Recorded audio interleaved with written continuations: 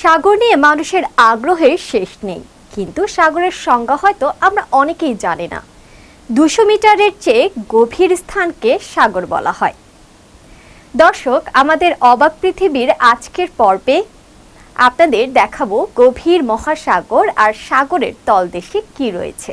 1782 থেকে 1787 সালে সংঘটিত ভূমিকম্প আর ভয়াবহ বন্যার ফলে ব্রহ্মপুত্রের তৎকালীন গতিপথ পরিবর্তিত হয়ে সৃষ্টি হয়েছে বর্তমান যমুনা নদীর।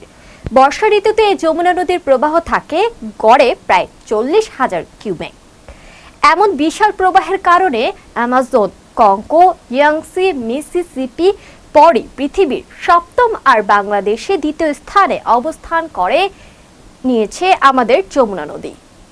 তিব্বত, চীন, ভারত এবং বাংলাদেশের ভূখণ্ড জুড়ে রয়েছে নদীটির অববাহিকা অঞ্চল। দর্শক, আমাদের অবাক পৃথিবীর আজকের পর্বে আমরা জানাবো বৃহত্তম এই নদীটি নিয়ে।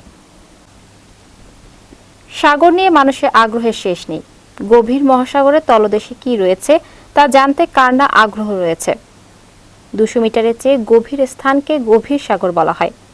এই লেখায় রয়েছে তেমন কয়েকটি মজার তথ্য। এক প্রতিবেদনে বিষয়টি জানিয়েছে বিজনেস ইনসাইডার। সাগরের গভীরতা কতখানি? সাগরের গভীরতা বিশ্বের বিভিন্ন স্থানে বিভিন্ন ধরনের, তবে পৃথিবীর সাগরের গড় গভীরতা হলো 3.5 কিলোমিটার। আর এই সাগরের সবচেয়ে গভীর স্থান হলো পশ্চিম প্রশান্ত মহাসাগরের মারিয়ানা ট্রেঞ্চ। সে স্থানের গভীরতা প্রায় 11 কিলোমিটার। সাগরের গভীরতা কে প্রথম নির্ণয় করে? 1873 থেকে 1876 সাল পর্যন্ত HMS চ্যালেঞ্জার জাহাজের অভিযানে বিশ্বের বিভিন্ন স্থানে সাগরের গভীরতা প্রথম জানা যায়। ব্রিটিশ যুদ্ধ জাহাজকে কিছুটা পরিবর্তন করে এই অভিযানের জন্য প্রস্তুত করা হয়।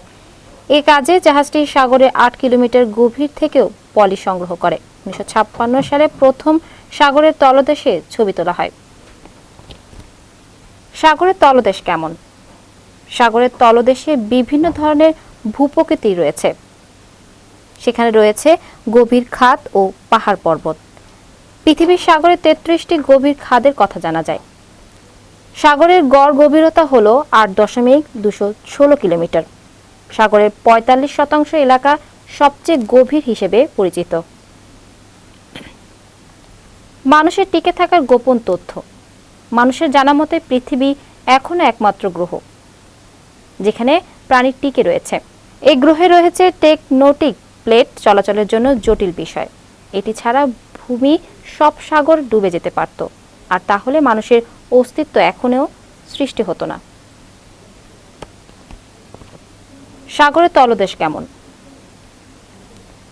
সাগরের তলদেশে পানির তাপমাত্রা 1 থেকে 4 ডিগ্রি সেলসিয়াস পর্যন্ত দেখা যায়, কিন্তু ভূপৃষ্ঠের চাপের মতো এই স্থানের চাপ নয়। সেখানে প্রতিটি প্রাণীকে প্রচণ্ড চাপ সহ্য করতে হয়। সাগরের সবচেয়ে গভীরে এটি হতে পারে আপনার আঙুলের ডগায় 1 টন ওজন তুলে দেওয়ার সমান। কেমন প্রাণীরা বাস করে? বহু অভিযানেই সাগরের তলদেশে কেমন প্রাণীরা বাস করে তা অনুসন্ধান করা হয়। এতে দেখা যায় পলিচেস্টর্স, বিভালভস, অ্যামফিপোডস গোত্রের প্রাণীরা সাগর তলে বাস করে। তবে কিছুটা অগভীর সাগরের তলদেশে বাস করে বিভিন্ন ধরনের শামুক, রঙিন মাছ ও নানা ধরনের কীট। বিপজ্জনক তথ্যও রয়েছে। সাগরের গভীরতা স্থানে বিপজ্জনক বজ্র ফেলা হয়। 1970 সালে পোর্টোরিকো ট্রেঞ্চ ছিল ফার্মাসিউটিক্যাল বর্জ্য ত্যাগের একটি স্থান। সেই স্থানটিতে বিপুল সংখ্যক বজ্র ফেলা হয়। এই পরিমাণ ছিল প্রায় 3,37,000 টন। এছাড়া চাঁদে অভিযানের জন্য ব্যবহৃত অ্যাপোলো 13 মিশনে বিভিন্ন পারমাণবিক বজ্র ও বিভিন্ন যন্ত্রপাতি দক্ষিণ পশ্চিম প্রশান্ত মহাসাগরে পতিত হয়েছে। সেখানে 6 থেকে 9 কিলোমিটার গভীরে এটি কয়েক হাজার বছর পর্যন্ত থাকবে বলে ধারণা করা হচ্ছে। সাগরতলে ভূমিকম্প। সাগরের তলদেশেও ভূমিকম্প হয়। 2011 সালে জাপানের নিকটবর্তী এলাকায় 9.0 মাত্রায় ভূমিকম্প হয়। এতে সুনামিও সৃষ্টি হয়, ফলে 20,000 মানুষের মৃত্যু কিংবা নিখোঁজ হয়ে যায়। সে ভূমিকম্পটি পরবর্তী কম্পন 666 বার অনুভূত হয়। যার মাত্রা ছিল 5.0 এর বেশি। 2004 সালে সুমাত্রা আন্দামানে ভূমিকম্পে কেঁপে ওঠে জাভা ট্রেঞ্চ। সে ভূমিকম্প ব্যাপক ক্ষতি হয়। গবেষকরা বলছেন এসব ভূমিকম্পে সাগরের অবস্থান ধীরে ধীরে পরিবর্তিত হচ্ছে। সাগর বনাম পর্বত। বিশ্বের সবচেয়ে গভীর মারিয়ানা ট্রেঞ্চ হিমালয়ের সর্বোচ্চ শৃঙ্গ মাউন্ট এভারেস্ট স্থাপন করা হলেও তাও ডুবে যাবে, কারণ মাউন্ট এভারেস্টের উচ্চতা মারিয়া ট্রেঞ্চের গভীরতার তুলনায় প্রায় 1 কিলোমিটার কম।